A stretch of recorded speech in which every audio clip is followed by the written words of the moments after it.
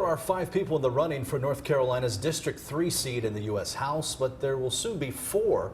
We know the Democrat, Libertarian, and Constitution Party candidates. But there is a runoff between the Republicans. WNCT's Dylan Huffman sat down with the 5 candidates looking to fill the seat left behind by the late Congressman Walter B. Jones, Jr.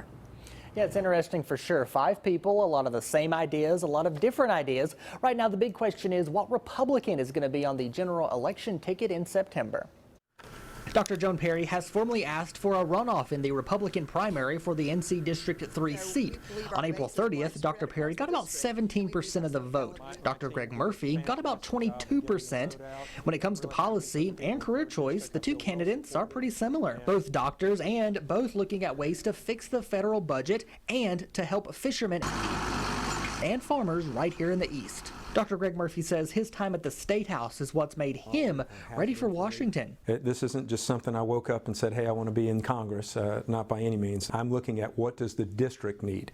I'm not going up there for myself. This is not something I'm on a great crusade to do for Greg Murphy. This is something that I'm doing for the people of Eastern North Carolina. Perry, on the other hand, says being a private citizen and a mom of 5 boys, she's ready to go to work for the district. What I love about our country is that we can take life experience that we feel represents the people and go to Washington to help make decisions there.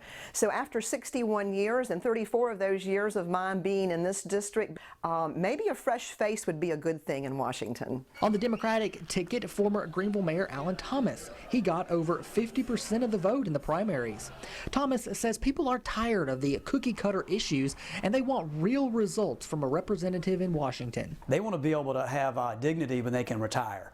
They want to be able to afford their prescription drugs. They want to have health care and know that if a member of their family has cancer, that they aren't going to be bankrupt. But at the end of the day, it's about can they, with dignity, have a future here. I have 3 children, and I want my kids and grandkids, just like they do, to have a future here. And for Thomas, he says it's all about carrying on the legacy of the late Walter B. Jones. Libertarian Tim Harris feels those sentiments. He says Jones asked him to run before he got sick. Being an independent, in his mind, is what sets him apart. I don't answer to anybody but the voters, period.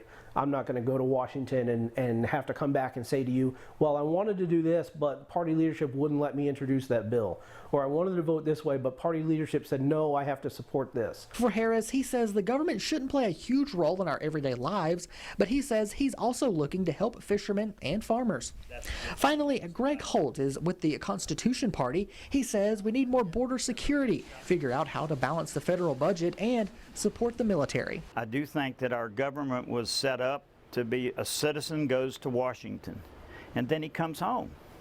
And then another citizen goes to represent us. We're not going to get represented unless it's a conservative person, because 80%, 75, 80% of the people here are very farm value type people. All 5 are looking toward September, but for whoever wins, the victory won't last long because they'll have to run for a full term in 2020. The full interviews with all 5 candidates are up right now at WNCT.com. Remember, the second primary between the Republicans is on July 9th, and then the general election is going to be in September. Live in the studio, Dylan Huffman at 9 on your side.